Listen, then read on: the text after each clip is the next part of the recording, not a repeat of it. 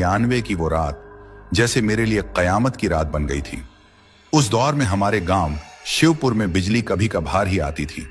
शाम ढलते ही स्याह अंधियारा पूरे गांव को अपने आगोश में ले लेता था और वहां एक अजीब सी गहरी खामोशी पसर जाती थी, जिसे अगर तुम ध्यान से सुनते तो तुम्हें उसमें झींगुरों की आवाज और दूर कहीं खेतों से आती उल्लुओं की हूटिंग मिलकर एक अजीब सी डरावनी धुन बनाती हुई लगती। ऐसे में वहां एक पत्ता भी सरक जाए तो डर लगता था। और उस रात मेरी घरवाली कौशल्या अपनी आखिरी सांसें ले रही थी। तो अब मैं अपनी कहानी पर आता हूं। यह कहानी किसी भूत प्रेत की नहीं है, ये कहानी है आसक्ति की। एक छोटी सी चीज से मेरी कौशल्या को इतना मोह हो गया था कि वो मरने के बाद भी उससे अपना मोह तोड़ नहीं पाई। घर में हम दोनों बूढ़े बूढ़ी के सिवा और कोई न था। हमारी दोनों बेटियां लक्ष्मी और माया, जिनकी शादी हो चुकी थी और वो दोनों अपने अपने घर चली गई थी। उन दोनों के जाने के बाद घर बिल्कुल खाली खाली सा हो गया था। कौशल्या को लगता था कि बेटियां ससुराल जाने के बाद हमें भूल गई हैं। उन्हीं दिनों वो अपनी जिद पर अड़ गई। बोली, राम सेवक, मुझे भी शहर से एक फोन ला दो, मैं भी अपनी बेटियों से बात करूंगी। उस दौर में किसी गांव में फोन होना एक बड़ी बात थी। मैंने बड़ी मुश्किल से पैसे जोड़े और शहर जाकर एक छोटा सा कीपैड वाला मोबाइल फोन ले आया। देखने में वो ऐसा लगता था जैसे किसी ईंट का टुकड़ा हो। शुरू में तो कौशल्या उससे डरती थी, लेकिन धीरे धीरे उसने उसे अपनी दुनिया बना लिया।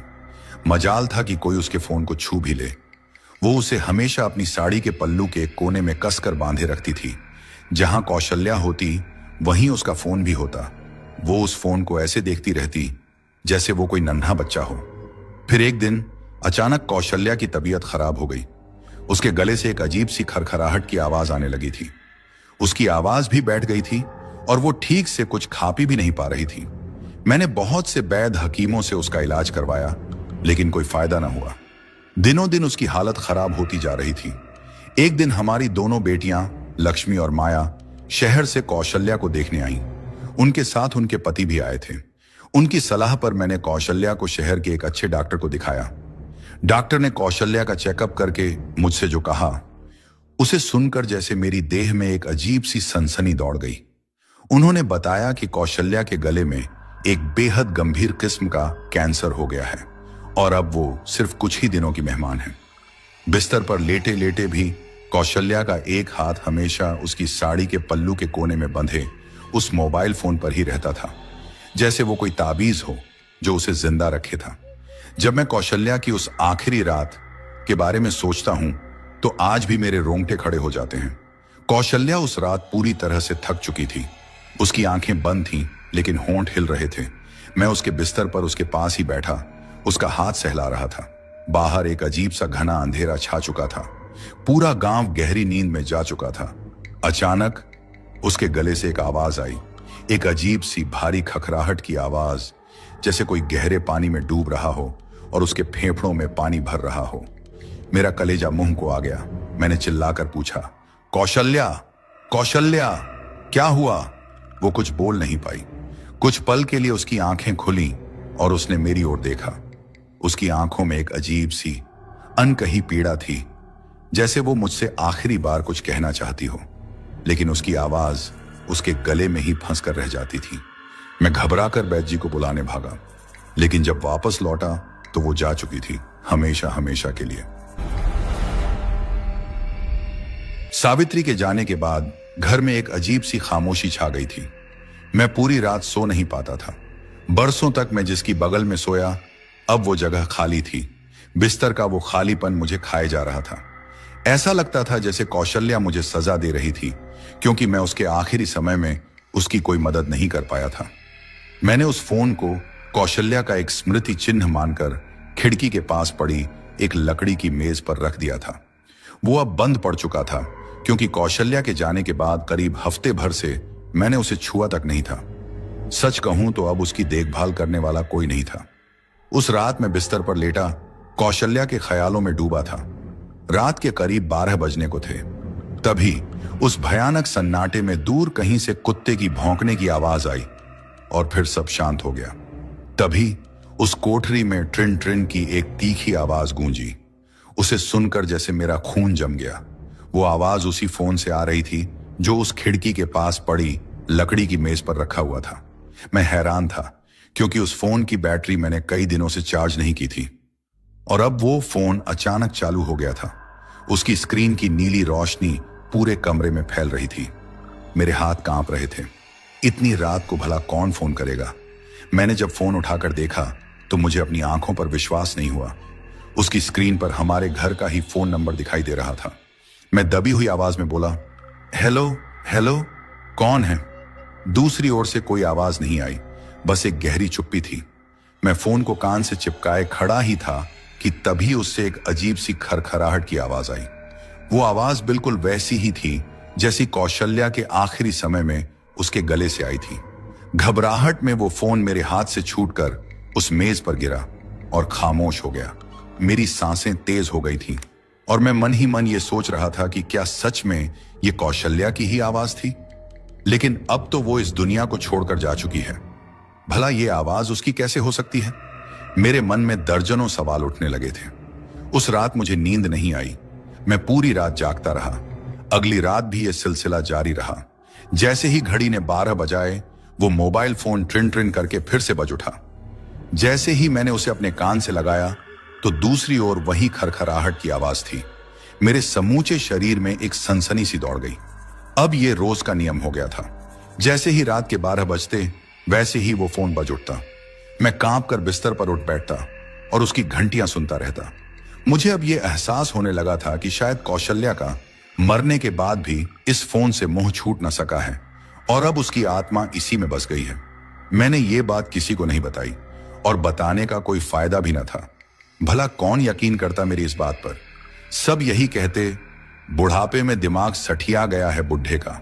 धीरे धीरे मैंने खाना पीना भी कम कर दिया था और मैं बस कौशल्या के ख्यालों में ही खोया रहता था। कुछ दिनों बाद मेरी बड़ी बेटी लक्ष्मी अपनी ससुराल से घर आई। उसने मेरी ये हालत देखकर मुझसे पूछा, बाबूजी, क्या हो गया है आपको? आप ठीक से खाते पीते क्यों नहीं हैं? ये क्या हालत बना रखी है आपने अपनी? तब मैंने दुखी मन से लक्ष्मी को पूरी बात बताई, उस फोन की और उसमें सुनाई देने वाली उन खरखराहट की आवाजों के बारे में। लक्ष्मी ठहरी शहर वाली। उसे मेरी इन बातों पर रत्ती भर भी यकीन न हुआ। उल्टा वो हंसते हुए मुझे ही समझाने लगी, अरे बाबूजी, ये टेक्नोलॉजी है, शायद फोन खराब हो गया होगा या फिर सिग्नल की कोई गड़बड़ी होगी। मैंने कहा, नहीं बिटिया, ये सिग्नल की कोई खराबी नहीं है, ये मेरी कौशल्या ही है जो शायद मुझसे कुछ कहना चाहती है। लेकिन लक्ष्मी नहीं मानी। उसने कहा, ठीक है बाबूजी, मैं इस फोन को अपने साथ शहर ले जाऊंगी और वहां इसे ठीक कराऊंगी या कबाड़ी को बेच दूंगी। कम से कम आपकी तो जान छूटेगी इससे। मुझे उसकी ये बात ठीक लगी और मैंने उसे वो फोन दे दिया। लक्ष्मी उस फोन को लेकर अपनी ससुराल चली गई। 2-3 दिन तो सब कुछ ठीक रहा। मैंने सोचा चलो पिंड छूटा। लेकिन चौथे दिन लक्ष्मी ने पड़ोस के एक घर में फोन करके मुझसे बात की। अब उसकी आवाज में वो पहले जैसा शहरी आत्मविश्वास नहीं था, बल्कि एक अजीब सी घबराहट और डर था। उसने धीरे से कहा, बाबूजी, वो फोन यहां भी। मुझे उसकी पूरी बात सुनने की भी जरूरत नहीं थी। मैंने उसकी बात बीच में ही काटते हुए उससे पूछा, उसी वक्त 12 बजे? उसने कहा, हां बाबूजी, रात के ठीक 12 बजे वो मेरे और अनुराग के सामने बजा। उससे वही अजीब सी आवाज आ रही थी। अनुराग तो उसे सुनकर सन्न रह गए। मैंने एक गहरी सांस लेते हुए कहा, हां बिटिया, मैं जानता हूं। लक्ष्मी ने आगे कहा, मैंने सोचा शायद ये सिम कार्ड और बैटरी की वजह से हो, इसलिए मैंने उससे सिम कार्ड और बैटरी दोनों निकाल कर फेंक दी। लेकिन वो तब भी बज रहा था बाबूजी। बिना सिम कार्ड और बैटरी के किसी फोन पर कॉल आना असंभव है, लेकिन उस फोन पर आ रही थी। यह बहुत ही अजीब बात थी। लक्ष्मी ने फिर कहा, मुझे बहुत डर लग रहा है बाबूजी। ये फोन नॉर्मल नहीं है। मैं इसे अपने घर में नहीं रख सकती। मैंने उसे आपके पास पार्सल कर दिया है। 1-2 दिन में वो आपके पास पहुंच जाएगा। 2 दिन बाद वो पार्सल मुझे मिल गया। मैंने बुझे हुए मन से पार्सल के उस डिब्बे को खोलकर वो फोन बाहर निकाला। उसे देखते हुए मुझे ऐसा लग रहा था कि जैसे वो मुझसे नाराज हो और मुझे गुस्से से घूर रहा हो। खैर, मैंने उसे वापस उसी मेज पर रख दिया जहां पर वो पहले रखा हुआ था। अब वो फोन बिना बैटरी और सिम कार्ड के बिल्कुल बेजान सा हो गया था। लेकिन अब भी वो फोन हर रात वैसी ही नीली रोशनी में चमक उठता और जब मैं उसे उठाता तो मेरे कान उस अजीब सी तीखी खरखराहट की आवाज से गूंज उठते। फिर एक दिन मेरी छोटी बेटी माया भी अपनी ससुराल से घर आई। लक्ष्मी की तरह उसने भी मुझे समझा बुझाकर वो फोन अपने साथ ले गई और उसे वहीं घर में कहीं छुपा दिया। उसने सोचा शायद इससे बाबूजी का भ्रम दूर हो जाएगा और उन्हें चैन मिल जाएगा। लेकिन 2-3 दिन बाद माया का भी फोन आया। वो काफी डरी हुई लग रही थी। उसने कहा, बाबूजी, आप ठीक ही कह रहे थे, ये फोन यहां भी वैसी ही हरकतें कर रहा है। मैंने इसे जमीन में दबाकर रखा, कपड़े से बांधा, घर में एक पंडित जी से पूजा भी करवाई, लेकिन कुछ नहीं हुआ।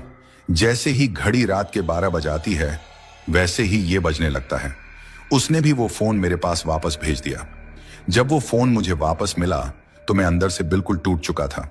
मेरी दोनों बेटियां भी डर चुकी थीं और मुझे ऐसा लग रहा था कि उन्होंने मुझे मेरे हाल पर छोड़ दिया है।